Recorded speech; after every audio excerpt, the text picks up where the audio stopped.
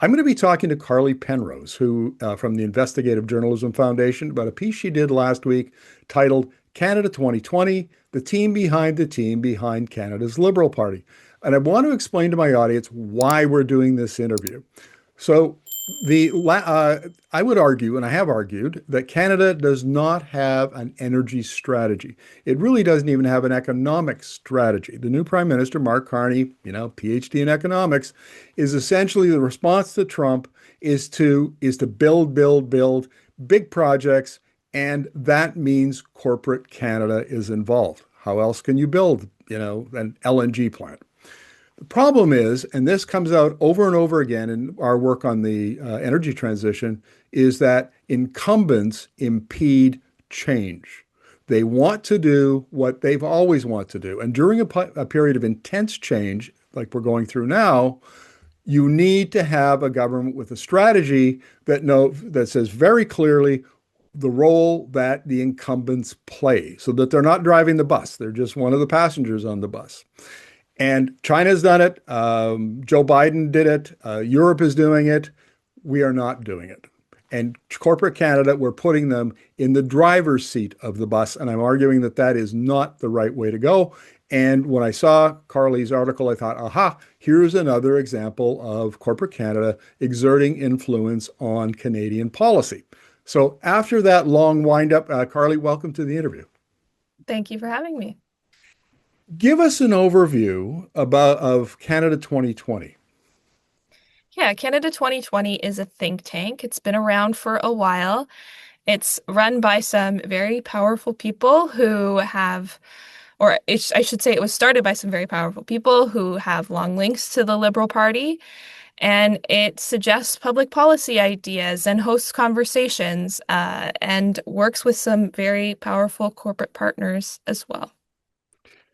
Let's talk about some of the powerful people. We'll get to the corporate partners in just a moment. Up until the start of this year, Mark Carney was the chair of the advisory board. Yes, that's correct. And And the, sorry, go go ahead. ahead. I was just going to say his campaign team also worked very closely with the organization and led the organization for many years too. As did his wife, Diana Fox Carney. She worked for the organization. Jerry Butts, who is very influential in the Liberal Party and was head of Justin Trudeau's Prime Minister's office, the PMO, for a long time. He's a former board member. I mean, it reads like a who's who of the Liberal Party insiders. Mhm. Yes, there's definitely a group of people that have cycled through that organization that have long links to the Prime Minister's office for multiple generations. Let's talk about the funders, the corporate funders. What can you tell us about that? Canada 2020 has had a lot of partners over the years. They've worked with some of the biggest companies in the world, from Google and Meta and Amazon to resource companies. The Canadian Association of Petroleum Producers was a longtime partner, as was Rio Tinto. I believe it still is. So there's a lot of companies that work with the organization, and there's a lot of companies that also sponsor events that the organization puts on in Ottawa, in hotels where policymakers and corporate public policy heads of different companies, as well as lobbyists, can all sort of meet together and hear about these big ideas and mingle and meet one another. I don't think Canadians are going to be shocked that the folks with money mingle with government officials who have power and have the ability to create policy. That's as old as government. So we're not surprised at that. But I think what surprised me is this looks almost like how the Americans do business. The Americans have lobbying in Washington is not a cottage industry. It's an industry, right? I mean, it's huge. And we tend to spend a lot less time in Canada talking about those relationships. And the one that stood out for me was CAP, the Canadian Association of Petroleum Producers. I know that organization. I'm blackballed by that organization, by the way. Grist for another story. It's one of my finest moments as a journalist, getting blackballed by CAP during the 2019 election.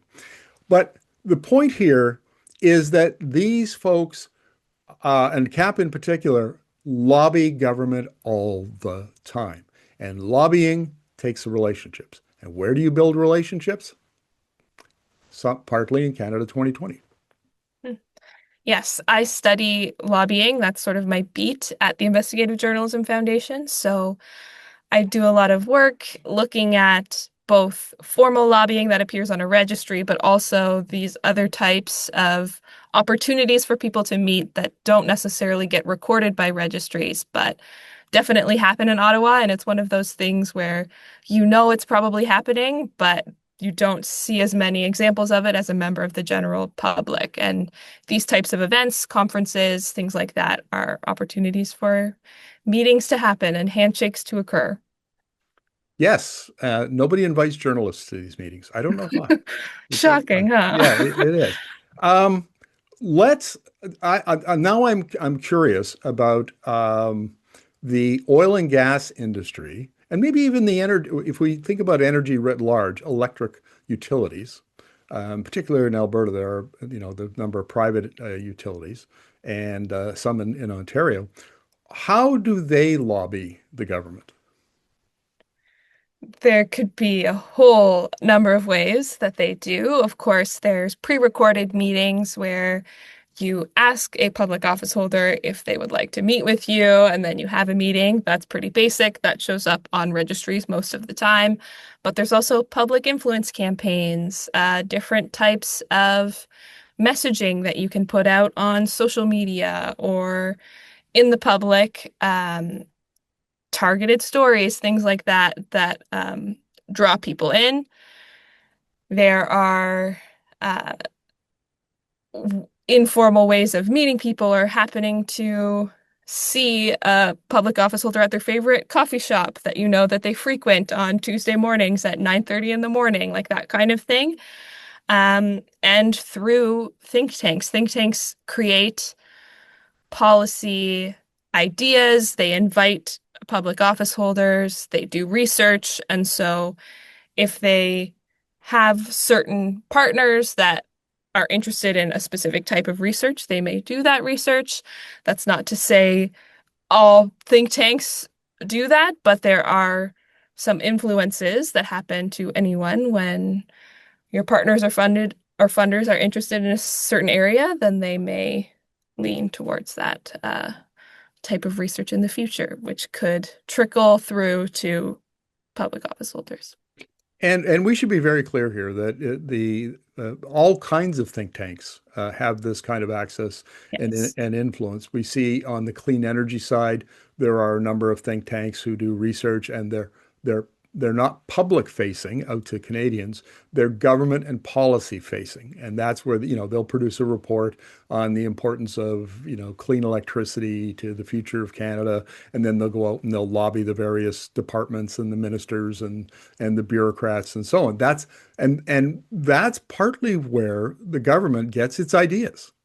And this is it was a bit of an eye opener to me, to be honest. During the Trudeau years, interviewed a number of folks in think tanks and other organizations who said that we had a meeting with the Prime Minister, and the basic message was, "What do you got? What do you got? We need projects, we need ideas, we need something to, why would you be asking a think tank that?"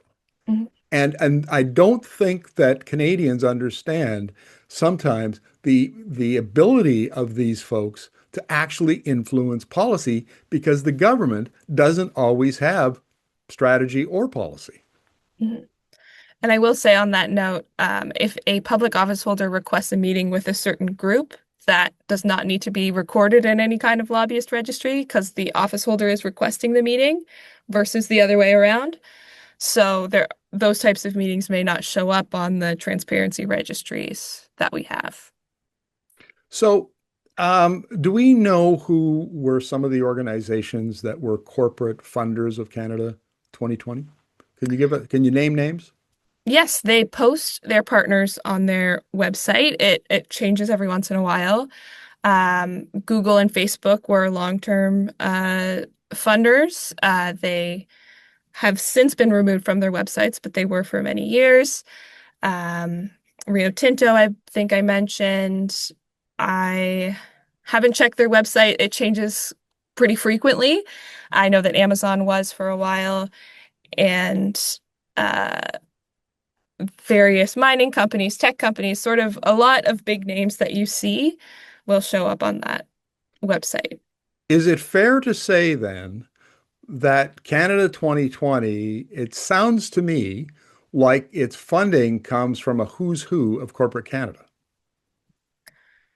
I would say that's fair. I will say on their website, they have a very clear donor agreement that says that makes donors agree that giving money to that think tank does not necessarily mean that they will get access to certain politicians.